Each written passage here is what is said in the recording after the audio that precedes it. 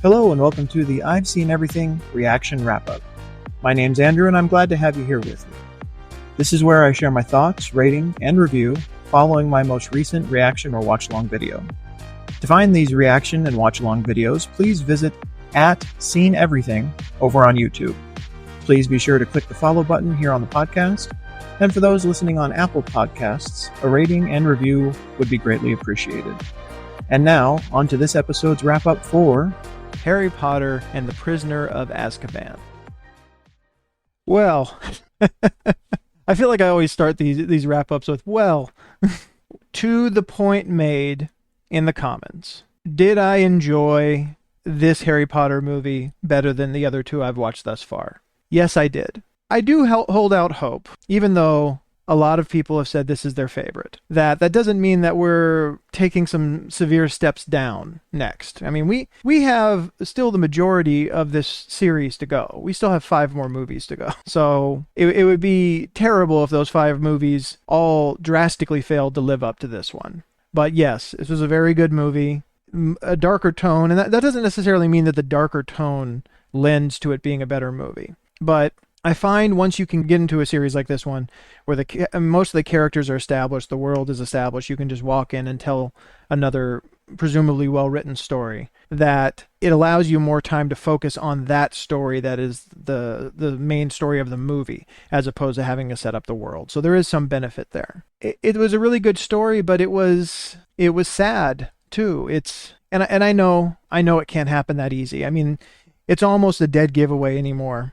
If you have them indicating too strongly toward a certain thing, especially early on, that thing is not going to be what's happening. Sirius Black being as bad as they were claiming he was, that he was actually behind Harry's parents' deaths, or that he was actually as evil or crazy or whatever as they were claiming, that he was actually some kind of disciple of Voldemort, that wouldn't be a very interesting turn to this story, or any story, if he just showed up and he was all of those things. You had to have it be, no, we're setting up this expectation very, very strongly. So the only thing that's going to be satisfying to this story, once you actually meet this person, is, oh no, that's not who he actually is. And the more they were trying to convince you he was this truly horrible person, the more I was thinking, he's been set up. Like, he's been sent to prison for, well, we didn't know at the time, but 12 years. For something that was definitely not his fault, and he's looking to come back to clear his name, presumably also to save Harry. But I mean, it was confusing in that scene because they looked like they wanted to kill Harry, but they kept saying kill him. It wasn't him. It wasn't Harry. It was the killer that was the reason he had been in prison for 12 years. It was the killer that killed their best friend, Harry's father and mother. Presumably they were good friends with his mother too. But it's sad again. I'm glad that he obviously he survived. It was very possible that we were going to meet Sirius Black, and then a few minutes later he was going to die and be out of Harry's life altogether, just to, have a few words with him about his parents. So at least he's still out there somewhere. He's looking out for him. He sent this crazy broom that Harry was riding at the end. I really hope we see him again, and I'm hesitant to look forward in Gary Oldman's filmography. But I really hope we see him again. I really hope that Harry ends up with him at some point. Or maybe he shows up at some point to help protect Harry, and he ends up giving his life to protect Harry. I hope not. And Professor Lupin, again, another ally, but out there, because I thought it was him resigning because he felt as though he was putting the students and people at Hogwarts in too much danger. That when he transforms like this, obviously he can't control himself, that he was worried he was going to harm or kill somebody, and that he was removing himself from the situation for their safety. When he went into this idea that they wouldn't want someone like him teaching their children, and he's gotten used to being treated this way, it took it into this realm of prejudice. I think what would have helped make that case more, and they alluded to it a little bit. They said, did you forget to take the potion or serum or whatever it was that night to prevent him from turning, I'm assuming. If they had gone into a little bit more of that, rather than just being that comment and that was it, where they were able to show, no, there is a way for him to prevent himself from turning, for him to prevent himself from endangering people. Like, he doesn't need to leave. Everything is perfectly fine as far as that. But then people were insisting he leave anyway because of prejudice.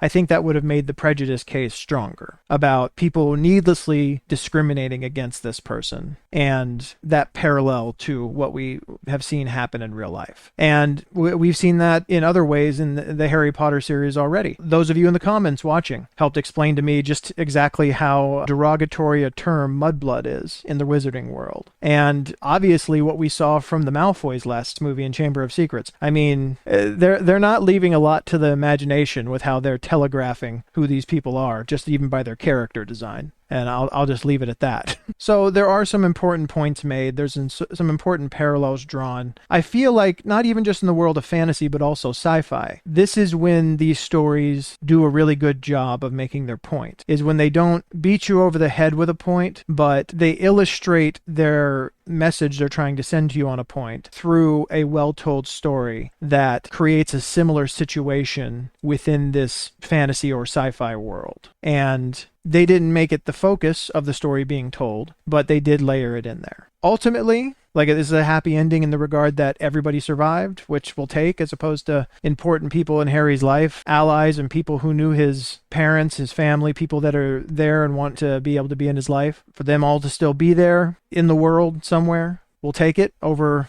them not surviving the story, certainly. How this unfolds from here, it's hard to say. It really feels like whenever Harry is just about to have... Like I think we're all kind of heartbroken by this idea that Harry was going to be able to live with Sirius, and then that was taken away. But again, if it's between that and Sirius going back to prison, or Sirius being executed, them eating his soul, or whatever it was they were going to do, yeah, I think Sirius had to run. There wasn't any choice.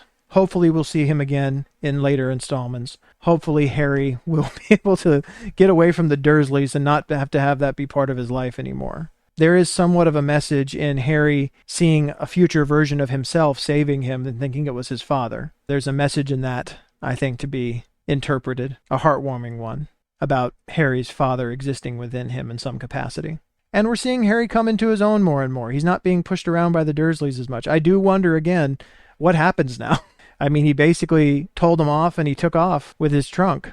I guess they're probably scared of him, so we're probably going to get into a situation where he can kind of do what he wants, and there's not really a lot they could do to stop him. But hopefully he'll be rid of them someday soon. Michael Gambon playing Dumbledore. I think he did a great job. Very much a different feel to Dumbledore, I think, but it definitely works. We didn't get to see that much of him. I hope we get to see more of him in future stories in this series. That's all I can say to this point. I think if we're going rankings so far, and I only have 3 under my belt, I think we're going in reverse order from top to bottom. I've enjoyed all of them, but I do think Prisoner of Azkaban, Chamber of Secrets, Sorcerer's Stone / Philosopher's Stone. There are a lot of people I heard say Chamber of Secrets was their bottom. I think I like Chamber of Secrets better than the first movie. So for the rating, since the way my ratings usually go is to base it upon how much I enjoyed it and also how well I think the movie did in accomplishing its goal, what it was attempting to do, I think I have to put this at 5 stars in the scope of Harry Potter movies. Now, will other things be at 5 stars? Will nothing else reach this height as far as all 8 of the Harry Potter movies? We've gone from 4 to 4.5 to 5 so far. Where are we headed? Am I going to have to move all these down at some point because something's going to surpass this?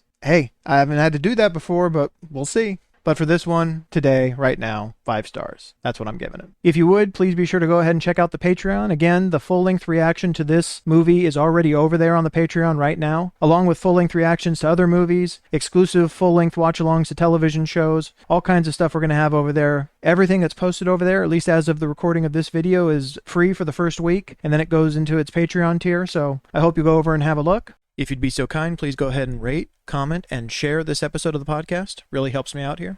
Thank you for being here with me. Thank you for watching along with me. I look forward to watching the next one with you, and I will see you on the next video. Take care.